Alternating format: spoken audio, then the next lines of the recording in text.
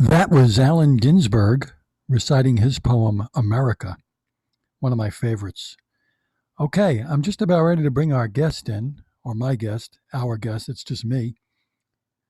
This guy is really cool, and I'm going to tell you a little story about how I met him as soon as I get him on board, because I want him to hear it also. It's a very cool little thing. I think you'll enjoy it too. I hope so.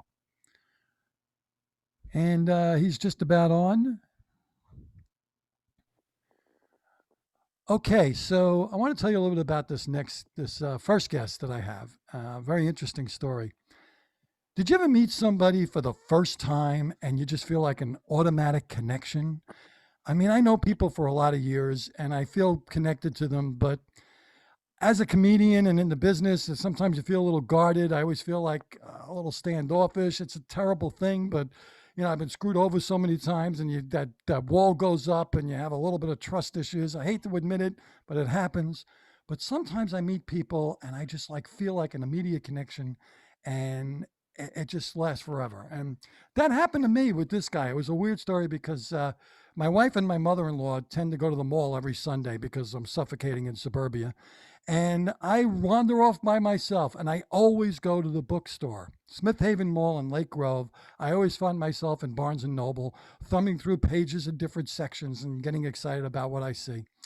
And once in a while, I'll have a cup of coffee, and once in a while, they have like an author upstairs or a band or somebody. And I'm going up the escalator, and what do I hear? Some guy yelling about the blood of Jesus, and he's on his knees and he's yelling, and I'm like, what the hell is this? And he starts doing it, and he's like books around him, and he's got a laptop or something, a video, and I'm like, and there's people walking by like barely paying attention, and he has a little crowd there. And people are just walking by, just looking like this is a normal everyday occurrence. Some guy screaming about the blood of Jesus in the middle of Barnes and Noble. And in the front row is an old theater buddy of mine, Lou Yedwab, filming the whole thing. And I'm like, okay, this is weird. There's Lou. Here's this guy yelling. But I like what I'm hearing. And I was enthralled. I was totally enraptured with what he was saying because it was poetry. And like I said before, I love poetry. And so I had that immediate connection. And Lou came up to me and said, you got to meet this guy, Billy Lamont. Do you know him? I'm like, no, I don't know him. He says, well, you should meet him. And I just have a feeling you two guys would get along. I'm like, okay. So after everybody kind of petered out a little bit, I went up to him, introduced myself, and it was like that immediate connection that I was just talking about. And I told him I do comedy, and I listened to a lot of the stuff he was talking about, Midnight Oil and all the bands. And I really just connected with this guy. So I'm so proud. And then we never really met after that. Things happen, you get busy. And now forget about the pandemic, forget about that for a minute. But we definitely connected back and forth on Facebook, and there's definitely a camaraderie between us. I just feel like I know this guy my whole life, and I hope he feels the same way. I get the feeling he does. So without further ado, without that wonderful introduction, I'd like to bring on my buddy, Billy Lamont. How are you, Billy? How is that for a story? Hey, Stevie Jeebies.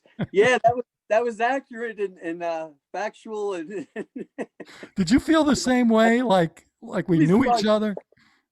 say it. I feel the same way. I That's felt that great. connection as I was reciting and I was watching your response and then some of the questions you asked in the questions and answers. Oh yeah, And then my right. friend, the rocking rabbi, Lou Yedwab, the one and only Lou Yedwab. And yeah, you got me in my zone, and it could be on a street corner in Manhattan or in a subway, or it could be in a bookstore or wherever it happens. And I try to bring life to the situations. And but I felt the same way. This is a new longtime friend, and here we Yeah, are. Let me start off definitely. with blessings on your new podcast. I'm so Thank honored you to so be here. much. God bless you. I know there's so many cool guests you're lining up, and I'm just humbled to Yeah. be amongst one of my favorite. You're one of my favorite comedians of modern, and you have Bobby Collins coming on, who's Yes. uh, unbelievable, just a talented, gifted comedian, and Absolutely. Epstein, who Epi from my father's place. oh man, I mean, I know him. I have an acquaintance friendship with him, and these to me these are like legendary people. Certainly, he brought the Clash and Bruce Springsteen to Long Island, and it was a little before me, but he's friends with Mike Peters from The Alarm, and Yeah. a friend of mine, Stephen Messina from the Serial Poets, and so we met, through the years. Maybe not at the beginnings, but to me, like the CBGBs of Long Island or something, and Stevie GB, CBGB. That's where I got the name from.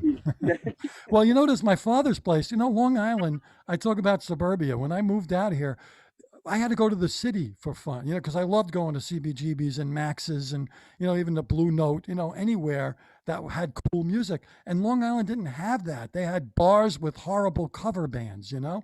And I'm an older guy. I'm like 63. I'm older than you. But in the 70s, there really wasn't that much available except for my father's place. It was the only place that was really catering to that kind of underground. I mean, I saw John Cale, Patti Smith, the Ramones. I saw like man, incredible acts, like I was up plenty front. after that, like Yeah, Hammerheads. right. But man, that was Late what 70s. a time for creativity, and then for it Oh, to be yeah. Yeah. I that always say, like, I influence. was born at the right time. I was born in 57. So I was like coming of age in the late 70s. So I hit that whole punk rock, everything was new. And Love we it. knew we were living in a time that was special. It's like so many people say, wow, we didn't realize that was such a great time. We knew that this was something. But I want to talk to you about poetry because I've always been. I mean, I remember taking poetry in high school, and they don't really teach you. They teach you the mechanics and how to do it. But I always was really in love with the rock poets. And when I think of rock poets, you think of what? Jim Morrison, Lou Yes, Reed, Patti Smith, Leonard Cohen, Bob Dylan. These guys they're poets. And Beatles. yeah, exactly. So, and I love that stuff. So I love what you do. And I've always tried to like write poetry, but I just feel like I don't know what I'm doing. Does it sound hacky? And what? I guess my first My question for you is like, influences, how my did you find out influence, that poetry was your calling? yeah, those were my original influences, and as a kid, I was always writing rock lyrics and fronting bands. I had a band in Walk on Water, or I was writing songs and had a goal towards having a band, and taking voice lessons, and they were a pathway for me into poetry as well. As well as in school, there was an introduction to poetry, Mhm. and so say you get into Jim Morrison, Bob Dylan, Patti Smith, and then Arthur Rimbaud comes up, and you're like, wow, and then you know uh, the Beatles, me, and maybe it leads to the Beats, Right. the Velvet Underground. Now you're alternative and Morrissey, and now there's Oscar Wilde, and so in the '80s it was like, uh, and the tail end of the '70s, I experienced some firsthand and then some later, Mhm. and it was just an amazing time and a huge influence. And then just you start getting you know from school you got Dylan Thomas, but then in the rock world, you know uh right, the Jim Carroll, the punk poets started to Oh, right, happen. right. Jim You know, Carroll.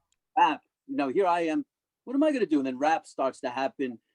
We're messing around with keyboards, doing like an industrial music sound after I had a band, Walk on Water, and then and rap, rhythm, and poetry is happening, and it's like every generation has their thing. But I feel the closest, Bruce Springsteen. Mhm. I feel the closest. Joe Strummer to me is a poet, Oh, and God.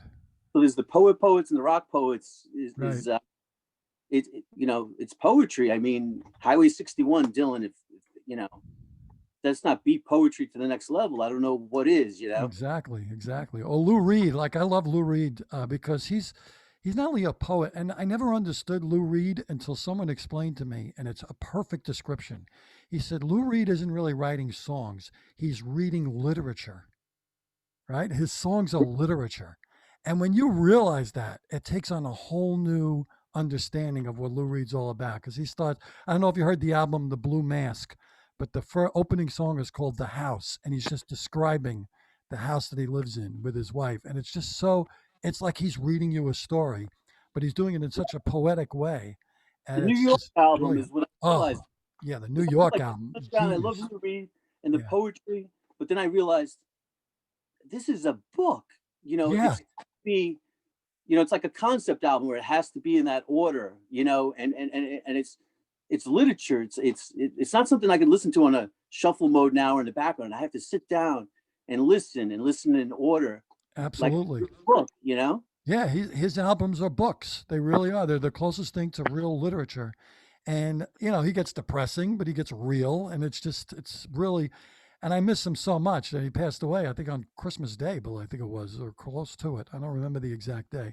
But, and David Bowie, we lost 5 years ago tomorrow. So those are to me, Yeah, those are the ones, right? ah, It yeah, hurts. It just hurts to have yeah. them gone because I think about, in today's world, I feel like creativity is is failing a little bit, but it's got to come back. I don't know. What do you? Back in the '70s when I grew up, there was so much creativity, And I know hip hop, and I did get into hip hop. It took me a little while because I'm an older guy, and but I love Public Enemy and Tribe Called Quest. These guys were poets too. It's street poetry, Who's and still poets now to me? Then there was Eminem, Nas, right, um, but Kendrick Lamar is an amazing poet, okay, and rap, rhythm and poetry. It's all poetry, but I think he stands out to me.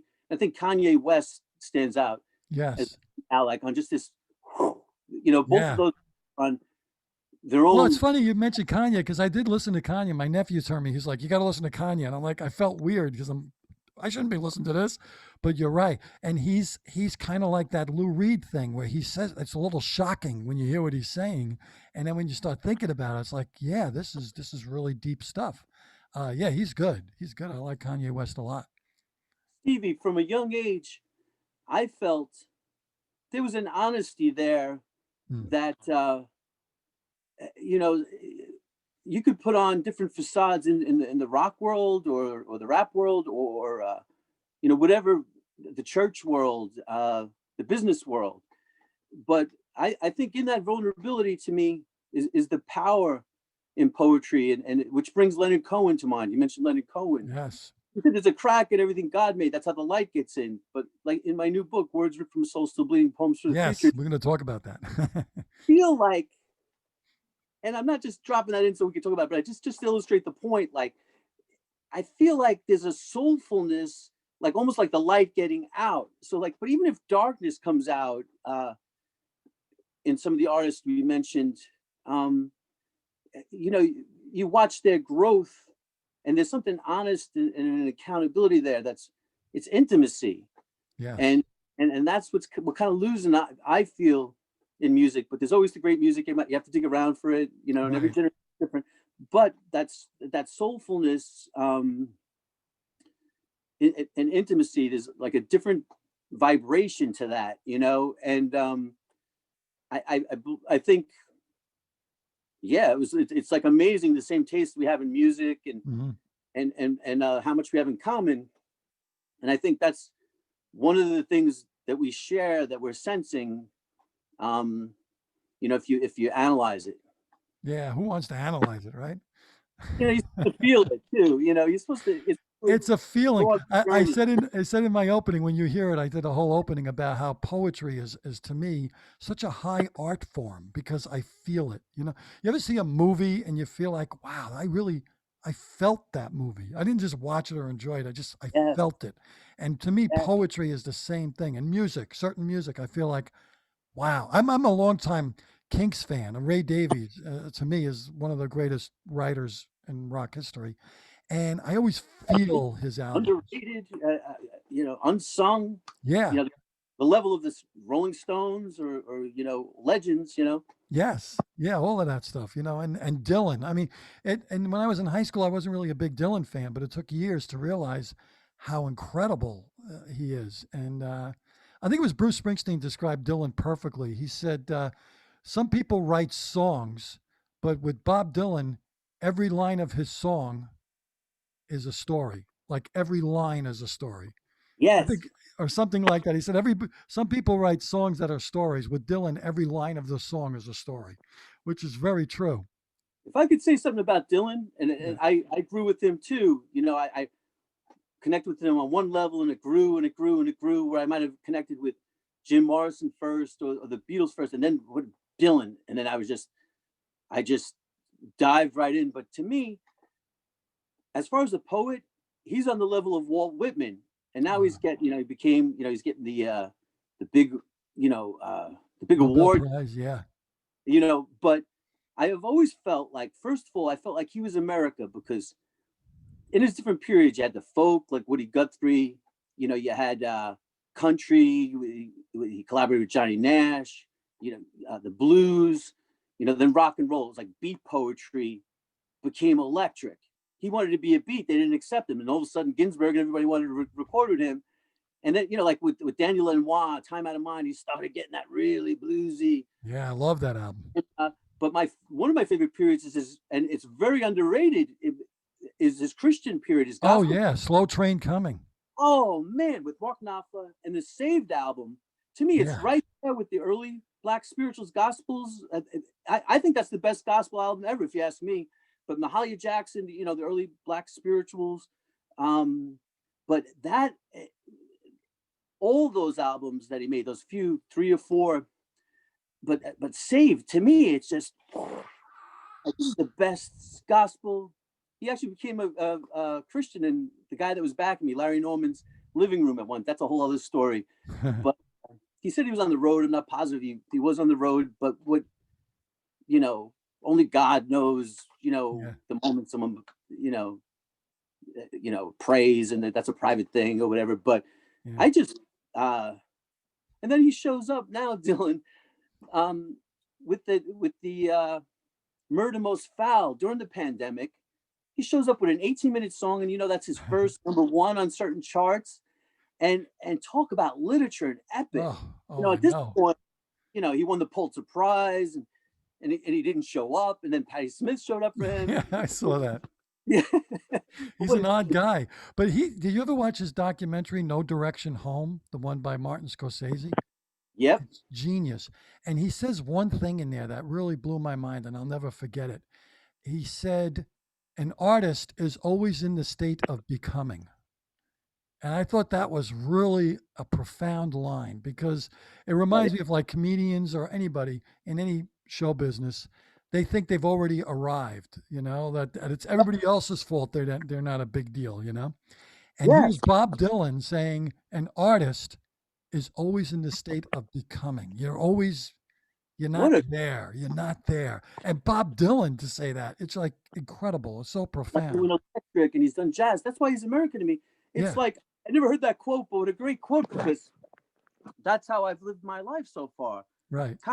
Creating, and the line from Dylan, I didn't know that quote, but I think of the line, he who's not busy being born is busy dying. Right.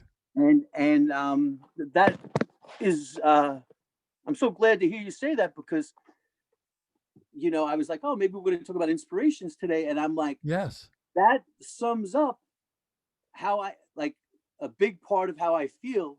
And that's another reason why we, it's like some people, it becomes a formula or a business where they try to create the same thing or whatever works. But I think my biggest successes and mistakes have been because I was trying to have some kind of integrity and to innovate, Mm-hmm. And, of course.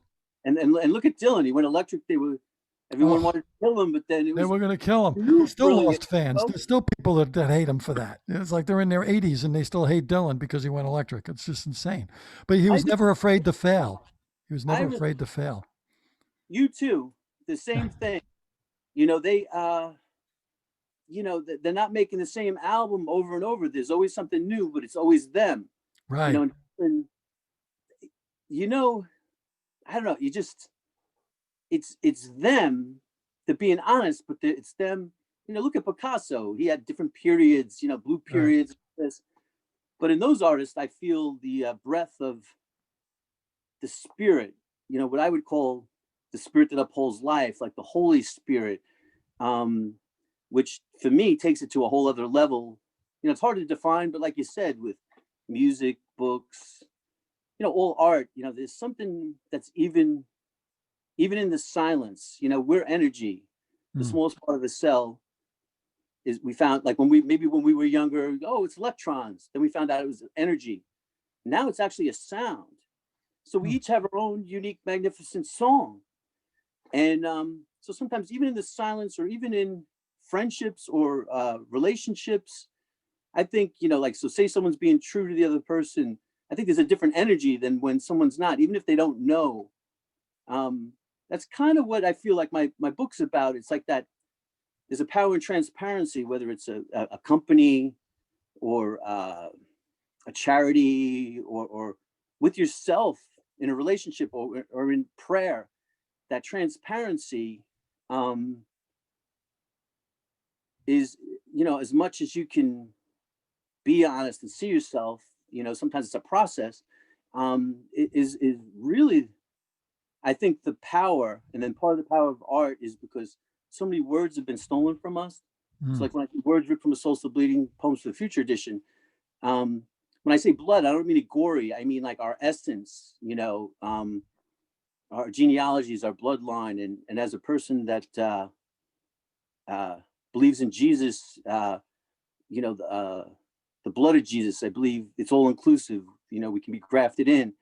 And so it's like blood is a precious thing, but it's kind of talking about intimacy because there's something that with propaganda, especially now, we look at all the propaganda from every which way. Mm.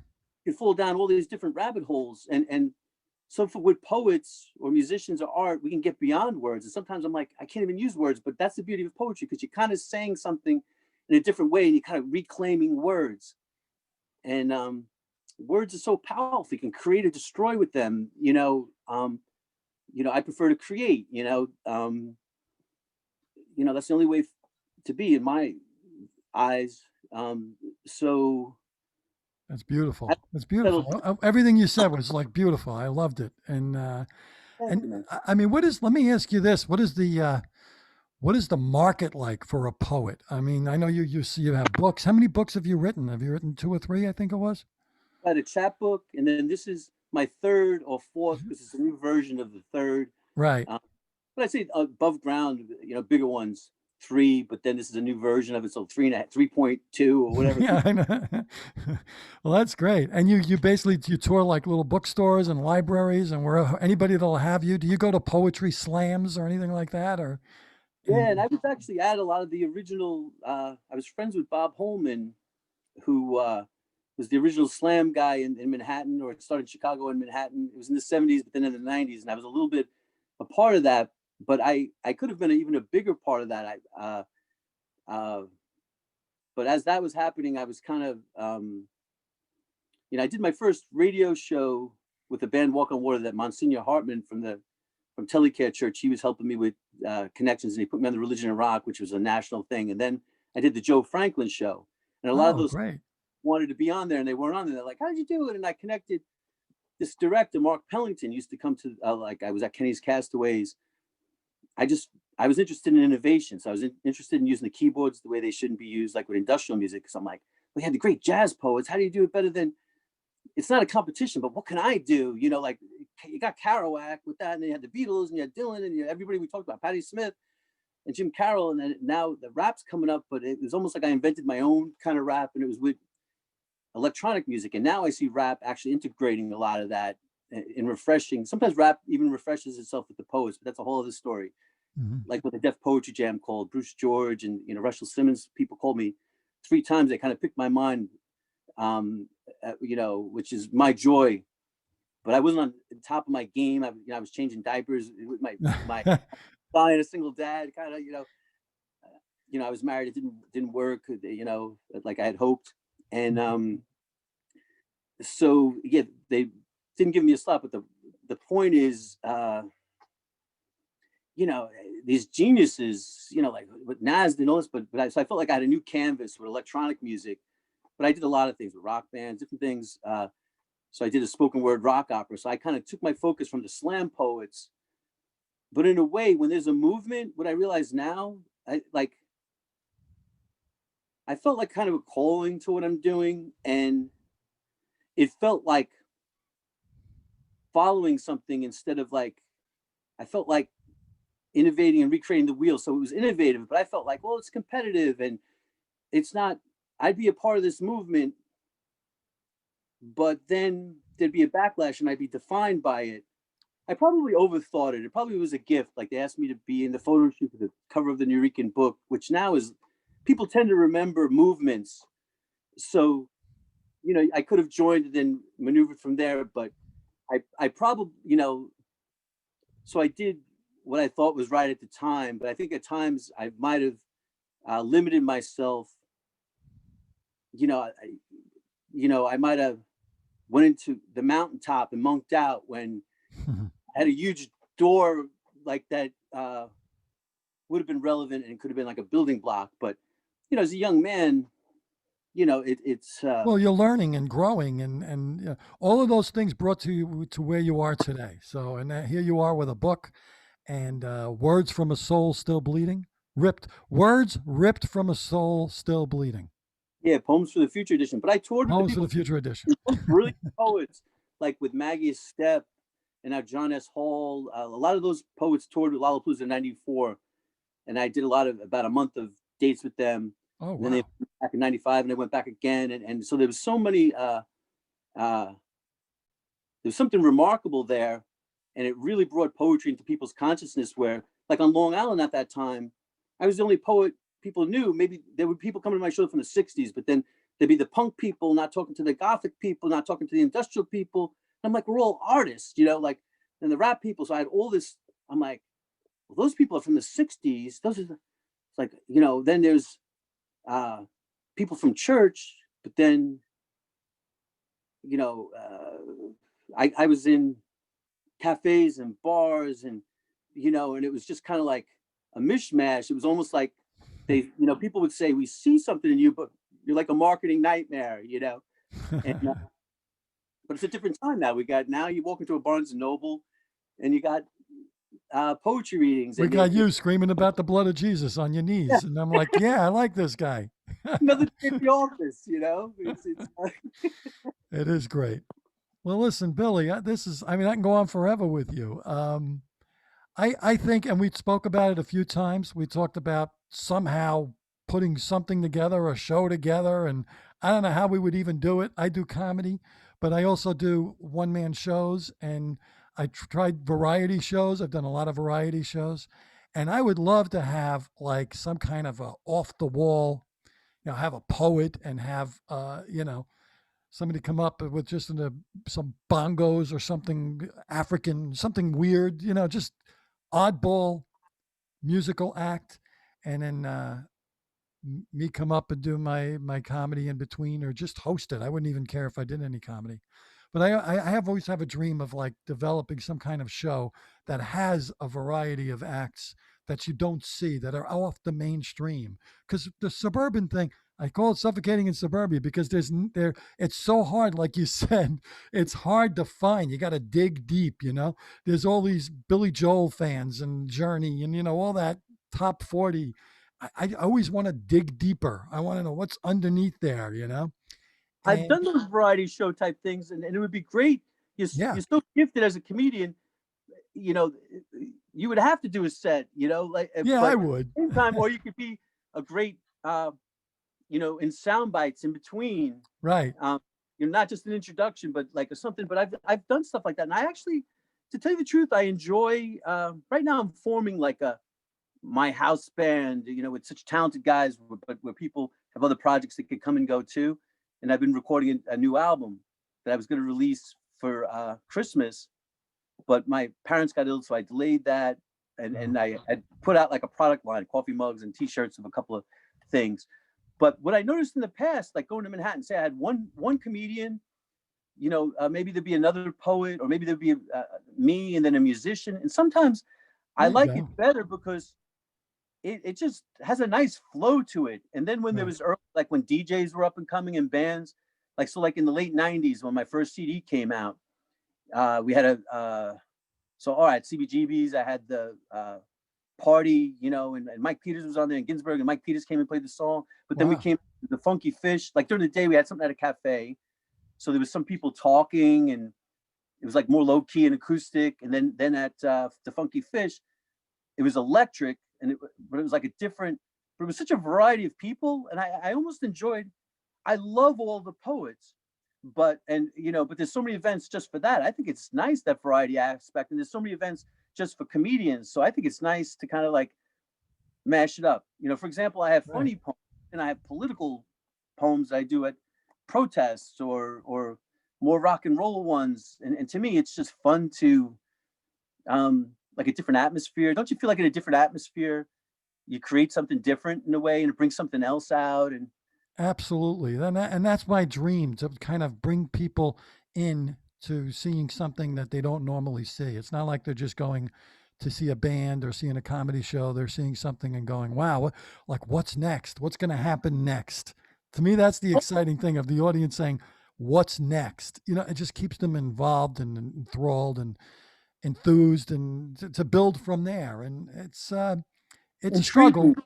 It's a struggle, but I haven't given up on it, and we'll get back there, and we'll do it. I think And that's intriguing, and yeah, very.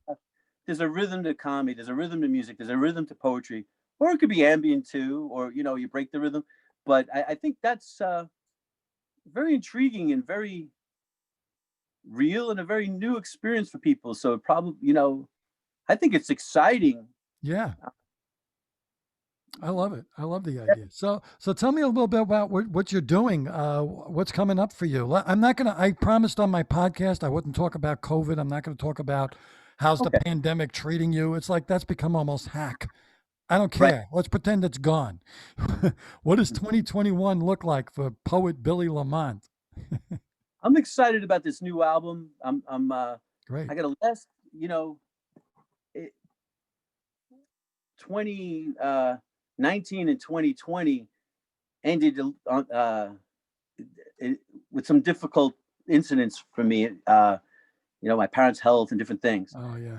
So it delayed my new album, which actually during the pandemic, I went into my archives, and it's almost like archive stuff.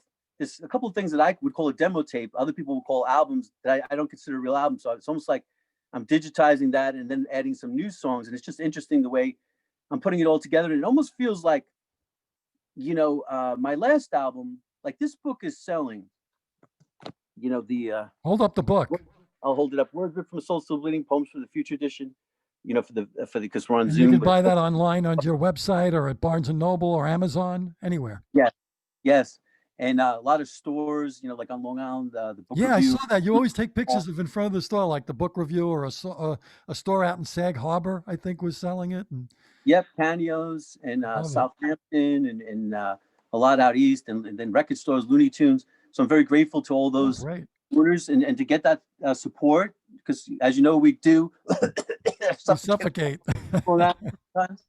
And so I'm excited about this new album, but it almost feels, with its warts and alls and imperfections, my last album, which is a while ago already, I wrote it and recorded it for my son, thinking maybe there wouldn't be the interest. But then the Hurricane Sandy happened. It was about my own journey, staying joyful through challenges.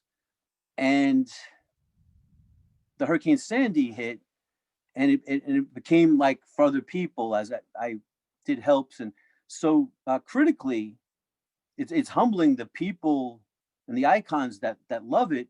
But it really didn't have that much sales. But it's on Spotify. It's Beyond Babylon. It was my last album, but it's been a while now.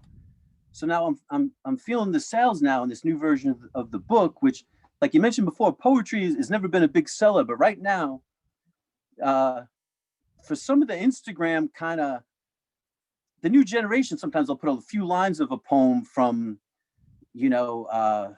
T.S. Eliot, or whoever, Sylvia Plath, or and they'll Right. put a picture. But a lot of times they'll do like these little poems like that, and so some of them are popular. There's one like Button Poetry, a website, and they have some young poets, and it's almost like a new poetry movement. So there's some sales with poetry, but what I found, my plans got ruined. When I first met you, I had all these plans with my publisher. Did I The one ruin your was plans? stolen. It's The my fault. stolen from my last book. So 4 publishers came to me. So I got the new book, and I made all Oh, these. I didn't do any of them, but when I didn't do all my plans, they called me up. Are you doing what we told you? What we're doing? And I was like, how could I? It's a pandemic. But your book is selling. So I think it was more about like people now were reading more with the pandemic and all this, Oh yeah, and absolutely. but and so it's the grace of God. It's just timing. I was like, I feel like God has given me that gift, for a number of years. But it's just like interesting. So when at the same time now my album got delayed, I felt like, well, what's the opportunity? I really feel like there's this other track that belongs on it. And so I'm in the process with Ernesto D'Alessio. It may be the next album, or it might be the last track on this album. Um, Going to record something new, and so I learned to trust in those delays. Um, it just and to remain joyful. Um, you know, know your roots, but don't live in the past, and then have goals for the future, but not like it has to happen this way. Right, And, right. and it seems like that's a very good way, a wise way to live, and that works. And I've got the balance wrong, but it seems like that's a nice balanced way. Well, I think as performers, we always there's two problems with creative people. One is we want things to be perfect, which is always a curse, and two, it's very hard for us to stay focused. I mean, I find that it's like you just want. Whenever I'm doing something, I'm thinking about the next thing I'm going to be doing. It's like I can't. It's very hard for me to stay on one thing. It's like, okay, I want to do this, but I also want to do this. It's like as soon as the thought comes, I'm already thinking about how I'm going to finish it before I even started. So it's like it's just Yeah, hard to tie us down to. And I don't know if you go through the same struggle. It's hard to be, absolutely. I think how do I want to go through this and go through the proper steps and do it right, but we're always thinking like, well, we just want to do it fast because there's so much more we got to do. yeah, it's like I think that's the gift of an artist or creativity, and it could be frustrating Yeah. because sometimes you have to be linear in. So, write those ideas down or put them on your phone and record it, and don't lose them, because I've lost ideas like that. But also, there could be a gem there that you want to focus on, but also like um, I've found sometimes to finish a simpler idea, uh, to bring it to its ends can be so powerful. And then when you go back to that idea, now you got like a momentum or something. But if when I've been more scattered. Right. Uh, there's a beauty in linear and keeping it simple too, but you could always put all layers of paint, like as a foundation on top of Right. that. Right. Yeah, but I think that's always the struggle is how to stay focused and how to be like you said linear and follow the path and follow it through and see it to the end. It's always a struggle. But I think all these thoughts and ideas come through in the end and we figure it out. And something that goes against creativity, and like I feel is very dark. I have this poem, Emotional Vampires, and it ends with a distraction can lead to a deception, can lead to destruction from emotional vampires. So there's just the natural creativity, and if a person's mind's moving fast, but also, like there's another kind of distraction that's not good, that it's almost like sometimes if someone doesn't mean us well, if they can't beat us, they try to join us or distract us. So I think just in an accomplishing mentality, um, it's good to be aware of that, because sometimes you get a little distracted with something and you find yourself, oh boy, how did I get in this hole? And it started in this little distraction here. Right, And right. there's something beautiful about that focus, and for me, like the power of prayer, and Yeah. and people meditate, contemplate, that kind of thing. Yeah. Well, the great philosophers, I read somewhere some of the great philosophers would just sit for hours and just think. That's it. That's all they would do. They wouldn't eat, they wouldn't drink, they would just sit there for hours in silence and just think. And Yeah, that's where it comes from. It comes from the silence. You know, God is in the silence. That's very true. And it's I in the can present believe moment. It's the present moment. You know, it's living in the present and living in the silence, and things just come to you. And that's where all the answers are, right? yeah, be like a source thing by being by the ocean or Right. the elements of I used to have a fireplace in my old apartment. It bring would bring me to that, or even, your breath. Like I had a bad car accident a couple of years ago, and I'm like doing yoga, and I'm like, the breath does the same thing too. Hmm.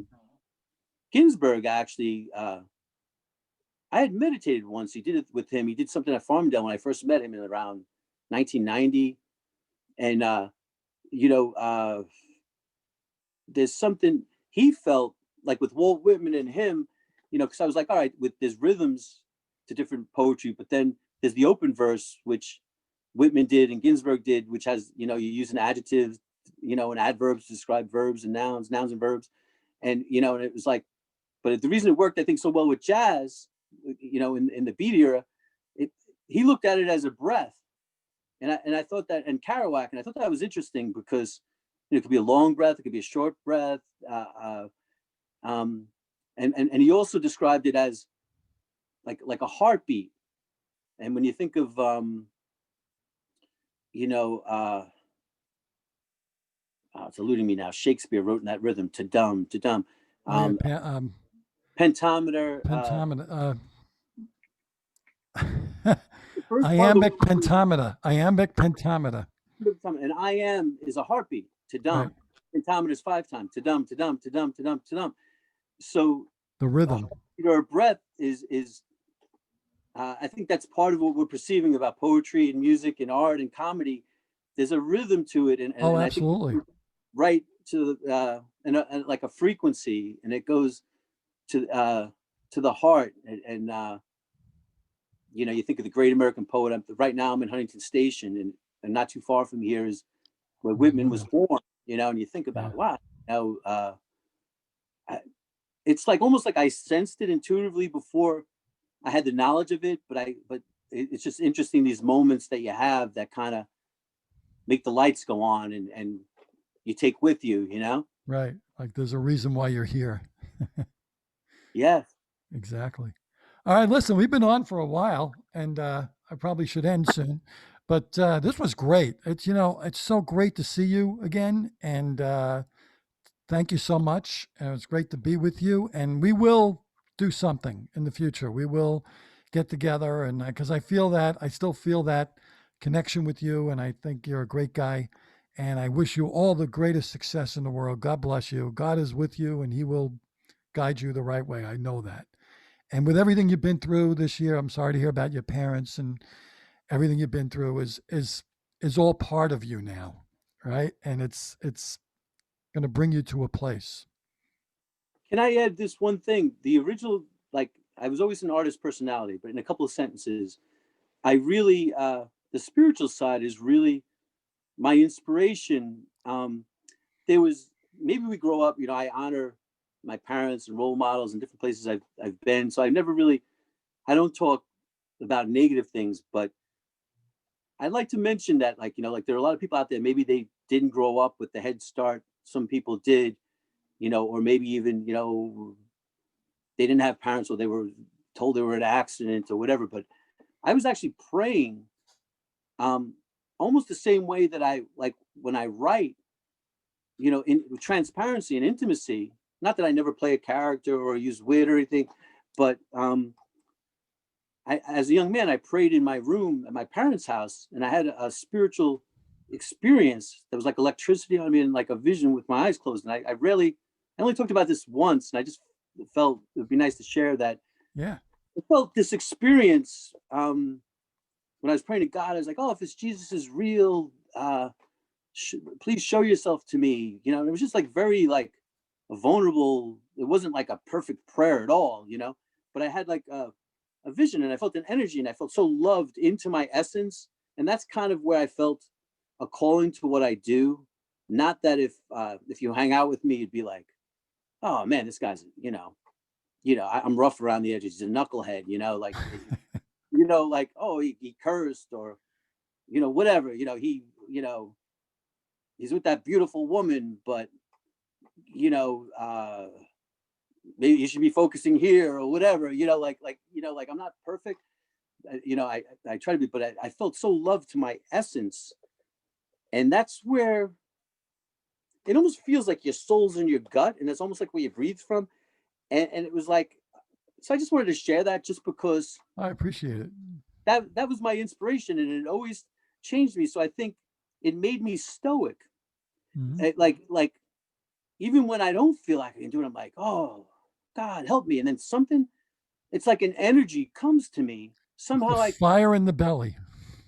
yeah, and I keep a joy. Mm. And it, whenever it like pops up and whenever it happens, it just amazes me, because I never forget. It changed me, but it always surprises me. I don't know how to describe it, but I know I'm talking abstract, but I just wanted to share that with No, I people. think I get that. I get it 100%. It's like that you get, and you can always bring it back, right? You know that feeling. It's like you have it and then you remember it. So when you need that inspiration, you could go to that feeling and say, okay, I could get right. Don't you feel like you could Yeah, I had four just you broken hold hearts on to I it? was dealing with in September of 2019, and I was like throwing my hands up, or just even 2 months ago, throwing my hands up, and the right healthcare person came, or 2 years, like something happened without telling the whole story, but I was just like, it, like a miracle, like of energy that came to me, that I can only call, like, say one little part of that was the sales of the book. Because I was like, oh boy, I'm concerned about my job, and with everybody with the pandemic, and then they ripped off the royalties to my book, and the four closest people to me, I was brokenhearted about. Mm. And I had a fiance, and my son, my parents, but I cannot. There's just, it's almost like what did you say before? Like in the silence, and Yes. in prayer and the honesty, there's this a power in that. And all I did was like, if you're real, could you please show yourself to me? Or and you can think about it, quantum physics, where energy, but it's even beyond that, where this happened to me before we knew about. Like I was like, it was like a theology lesson, or like there was a little electricity on me, and I had a vision of things, that my next door neighbor had dreams of something that Jesus said to me without words. But then there was a girlfriend that I had, that she had an Italian dad you weren't supposed to call. He showed me his guns when I was going to take her on a date. And I called Mm. at 2 in the morning. I saw all stuff about her life, and it was true. So there's something with, as we find that, Einstein and Tesla and all the science of it, but there's like almost like that intuition, so I love what you said about the silence. And Yeah. so I just wanted The that. silence of the present moment. The silence of the present moment. That's what it is. It's just like we're here right now, and there's nothing else. There's nothing else. It's just um, everything that's happening is happening right now. That's really what it comes down to, Yes. and that's all that matters. And that's where God is. We're right here. There's no guilt. Guilt is in the past. Worry is in the future, and God is in the present. Yes. And I believe that, and I understand that. And it's hard. It's hard as human beings to not be guilty about something or worry about something, or go Yeah. over and over and over in our heads what happened in the past. It's like it's just stay current, stay present, stay here, and and that's where you feel it, and that's in the silence and in the present is where all the inspiration comes from. That's where it is. It's not in the past. It's not in the future. It's right here, right now. And I try to do it. It's hard, but that's where we got to be. Yeah. And when you hit that zone, you feel like you're walking on water, or even like with everything that's going on in the world, Mhm. all these voices and stuff, you get tapped into something higher. You're like, well, higher than the global elite or governments is God, or an underlying love and peace. And so with that perspective, you get a joy. I was reading in the Bible the other day where Jesus was saying, like there's all this book of Revelation stuff, and I read it, and you get wound up with it. But he said the reason he told us a lot of this stuff, if you're interested in that kind of thing, was so we wouldn't worry. Right. But it could, so sometimes that's even the root of worry, but it was given to us so we wouldn't worry and look higher. I realize a lot of people, and I look at Jesus, not as just for one, he was Jewish, and there's a whole story, like the whole, or like the Old Testament, went to the Jews, then it went to the Christians, and it went to the Muslims. So there should be more in common, and there's differences, but everyone has a free will and is different. But I think that perspective is like a fragment of God, like a touch from God, So that's why I say it, because